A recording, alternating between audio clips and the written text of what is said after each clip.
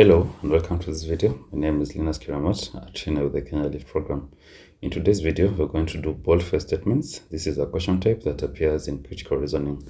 So let's begin. Boldface statements basically ask you to identify the method, the technique, or the strategy used in constructing an argument. What you'll find in this question type is a section or a number of sentences that appear in that stimulus on that passages. They appear to be bolded. So what the question requires you to do is to identify the meaning, the function of those statements in context of the entire passage. So they require you primarily to understand the logic of the argument and not the application of that logic.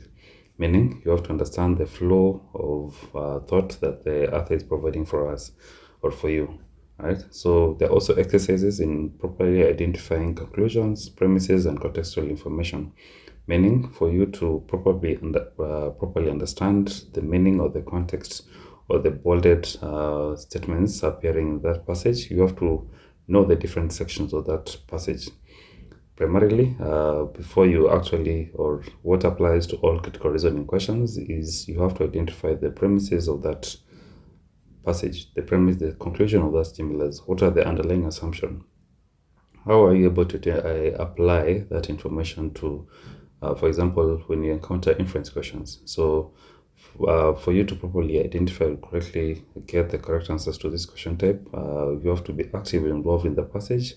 You have to clearly identify the different sections of that passage, and hence or otherwise end up getting the correct, identifying the correct meaning or identify the function of the bolded statements that appear in that passage.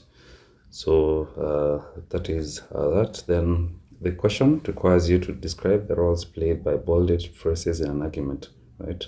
So the primary purpose or the task involved in this type of question type is for you to identify what the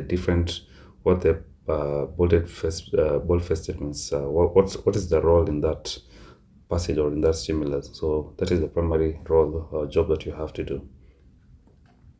So the core skills that you need to probably get this question type correct or properly tackle this question type, first of all, you have to have the ability to classify boldface statements correctly, meaning you have to know the different sections of that stimulus or that passage. You have to identify what part is the boldface statement appearing in. Is it a premise? Is it the conclusion of that argument?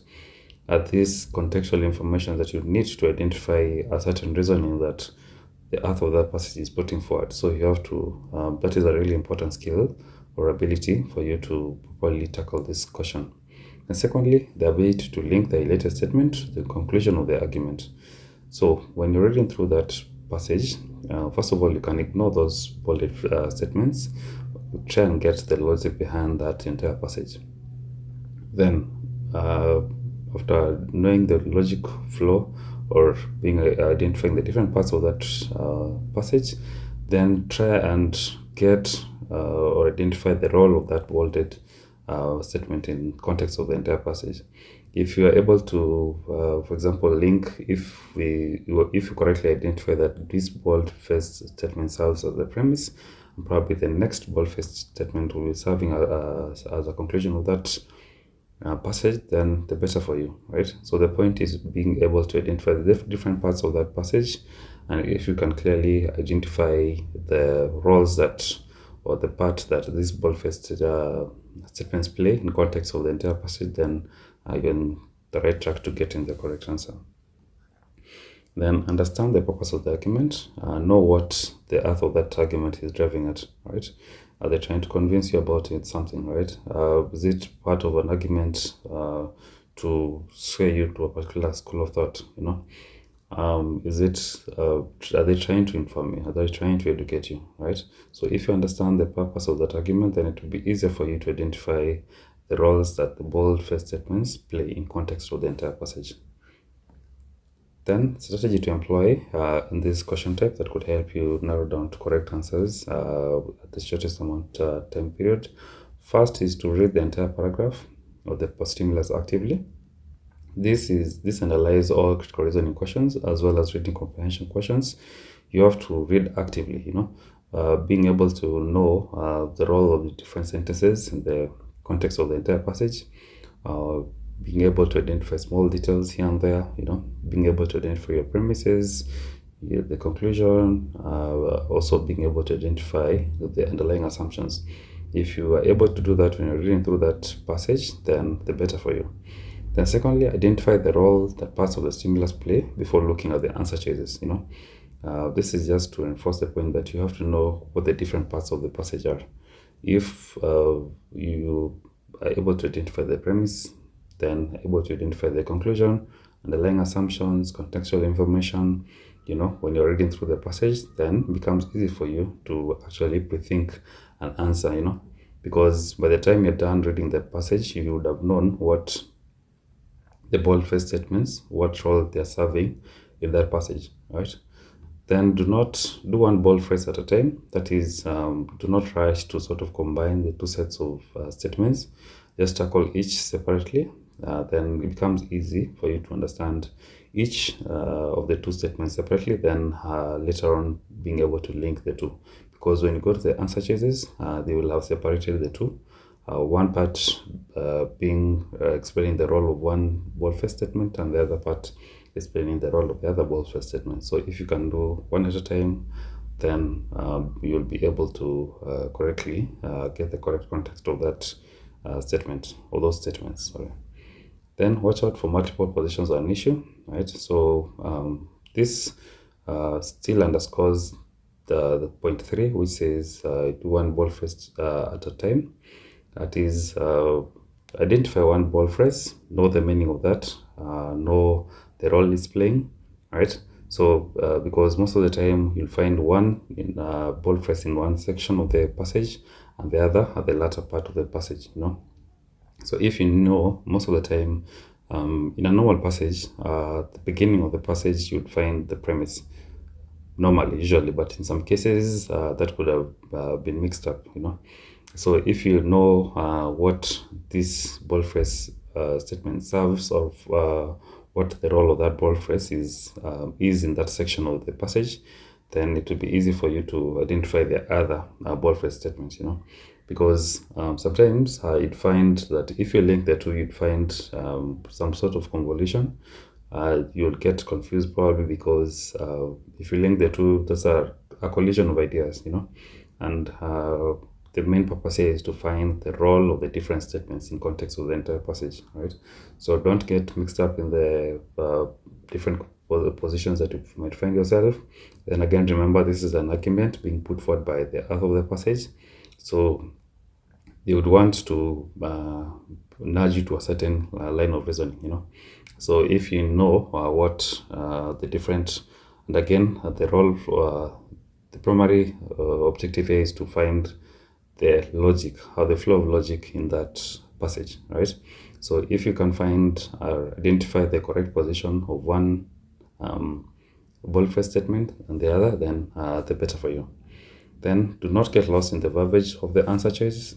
Sometimes you'll find really lengthy, long answer choices. These are just to tire you, or probably they are quite detailed.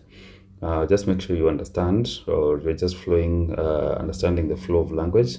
And the best thing here is to first of all pre-think the answer. When you're done with the passage, have an idea of what the answer could be. Then it will be easier for you to correctly identify the correct answer. Then answers to eliminate, answers that do not match the structure of the argument. So this is definitely out. First of all, you have to understand the structure of the argument. Anything beyond that is definite no. Answers that only partially match the structure, right? If one half of the answer is wrong, then the entire answer is wrong, right? Because you can't have, for you to get the correct answer, you have to identify the roles of the two statements correctly, right? So if you can get one and get the other one, then if you don't get the other one, then definitely that's wrong. So there's no way that would hold. Then 3, do not eliminate an answer based on vague or convoluted structure, right? This might be a strategy for the examiner to sort of tire you. They're just using so many words or complex language to sort of explain something or identify the role of something, right? So don't get lost in that. Do not get mental fatigue reading through that answer choice, just make sure you first of all think your answer when you're reading through those answer choices. Make sure you're sort of understanding or breaking down the language in a way that is understandable to you. Then feel free to skip convoluted answer choices and come back to them if necessary, right? So this is just a strategy to help you save time. You don't have to read through lengthy answer choices. What you need to know to do is, if you find yourself that you're probably running out of time, you don't have time to read through lengthy answer choices, then probably just try and look for an answer choice that looks shorter. If you find that you'll find your answer in that shorter answer choice, then the better. If not, you can always come back to the lengthy answer choices, then try and understand them. If you feel they are correct, then go for those. So till there, you can pause the video and try the example. When you're done, you can play and we'll do the example together. You are watching Success with Bob Mwiti Show, presented to you by the Kenya Airlift Program.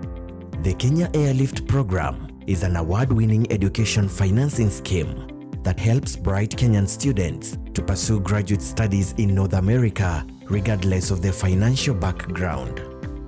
You can find our programs by going to www.kenyaairliftprogram.com. The Kenya Airlift Program, empowering dreams.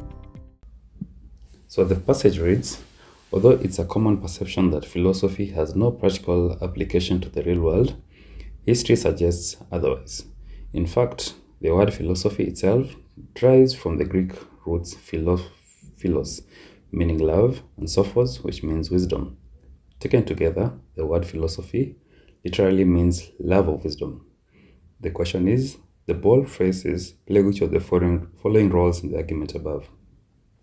So first of all, before you actually go to choose answer to this, make sure you have understood or read the stimulus actively, understood the passage, have an idea of what the correct answer could be, right? So in this case, we see an explanation about history, right? Although it's a common perception that philosophy has no practical application to the real world, history suggests otherwise, right? We can already tell an objection to a certain school of thought, right?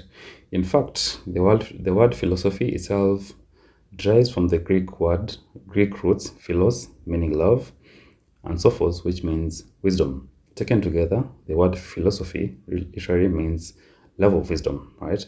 So we can already tell from this that there's no conclusion really, but this is just a statement of fact, a statement of, first of all, the first part, the first bolded statement is sort of a contradiction of a school of thought that is presented in the first sentence.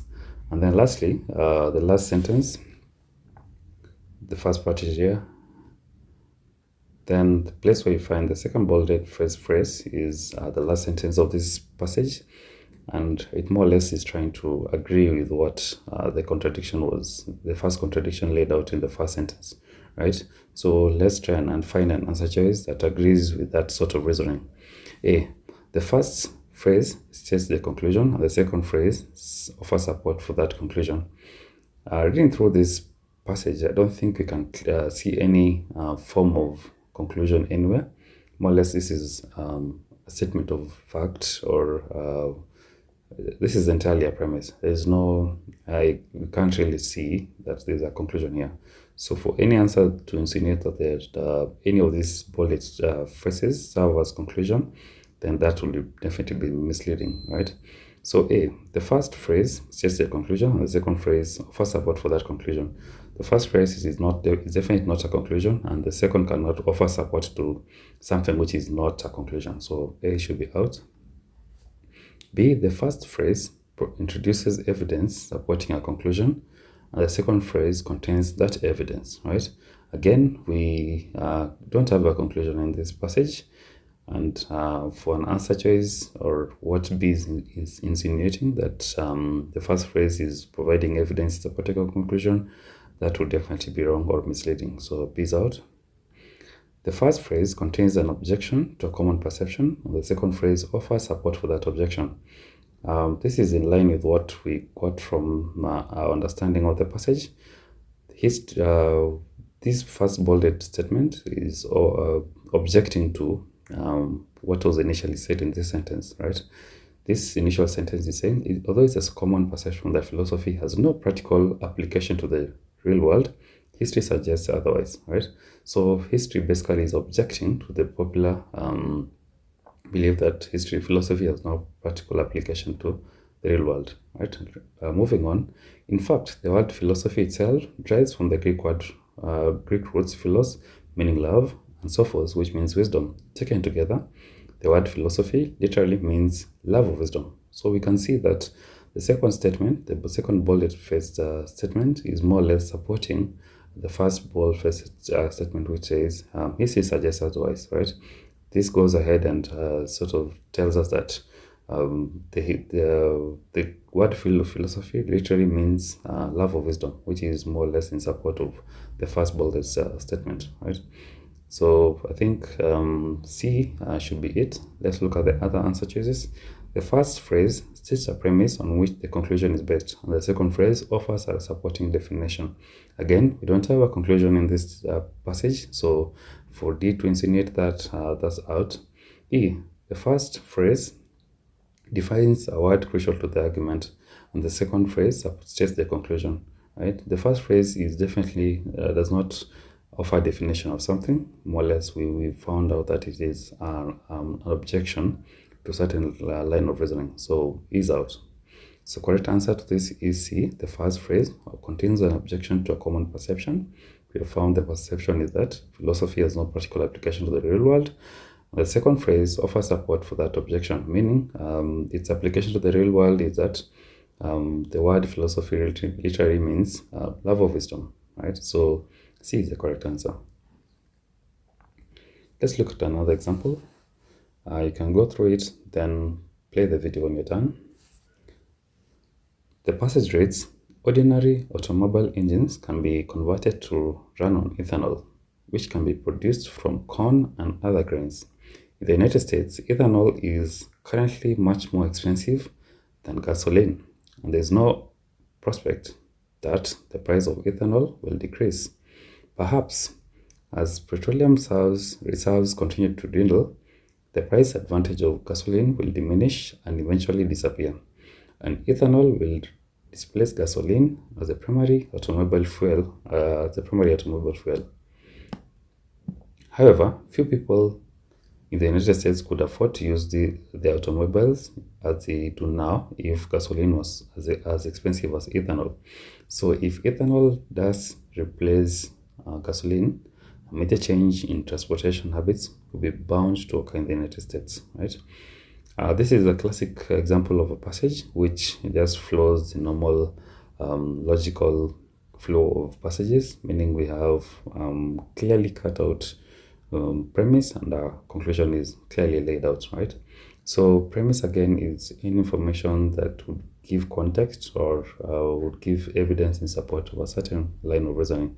And you can tell from the first sentence, ordinary automobile engines can be converted to run on ethanol, which can be produced from corn and other grains. In the United States, ethanol is currently much more expensive than gasoline, and there's no prospect that the price of ethanol will decrease. Perhaps, as petroleum reserves continue to dwindle, the price advantage of gasoline will diminish and eventually disappear, and ethanol will displace gasoline as a primary automobile fuel. However, few people in the United States could afford to use the automobiles as they do now if gasoline was as expensive as ethanol.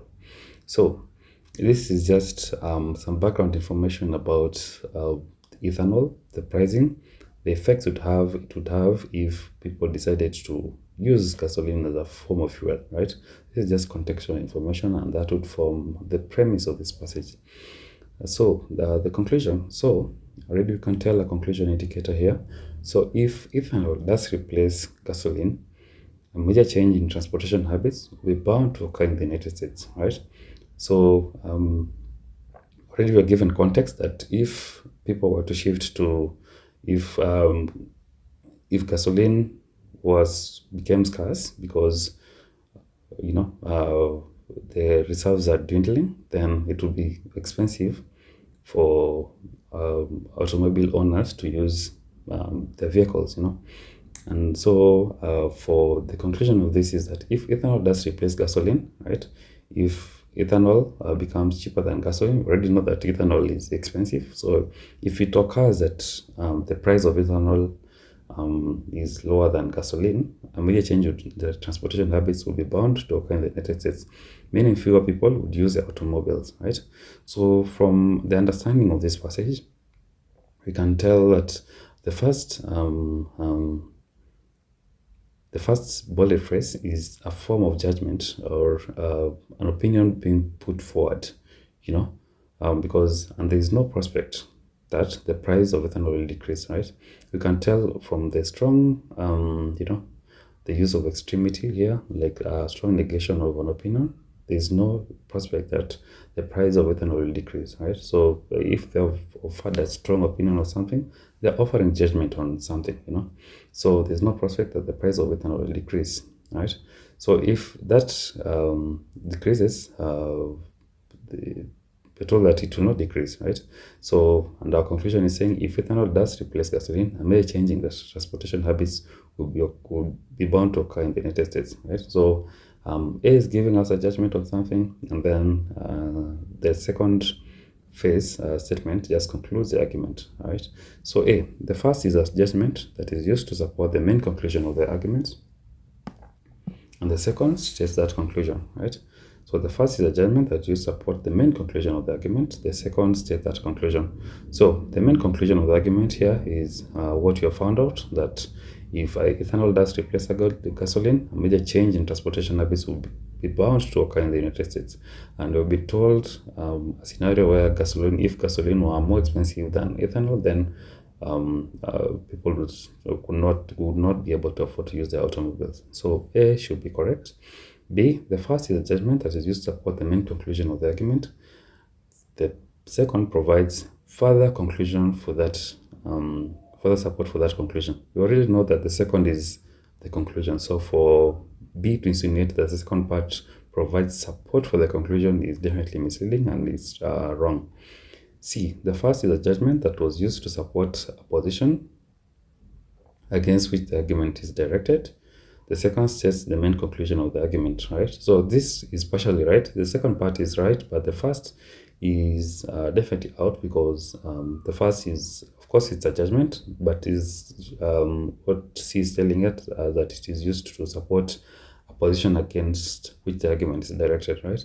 So I think the argument is it does not support a position against the direction of the argument, but more or less supports a conclusion for the direction of the argument in favor of that direction. D, the first is judgment that was used to support a position against which the argument is directed. The second is a judgment that is used to support the main conclusion of the argument. So D, both sides of it are wrong. The first being the explanation of the first bolded statement is definitely out, and the second is also out because we know it's a conclusion. And for D to insinuate that it's a judgment also is definitely misleading and definitely wrong. E, the first states a position against which the argument is directed. The second states the main conclusion of the argument. This also follows the format of C, which you found it to be wrong. So the correct answer to this is A. Kindly join us in our GMAT training sessions. We offer explanations, guidance, and practice on such questions and so many others in verbal and other sections of the GMAT exam. Thank you.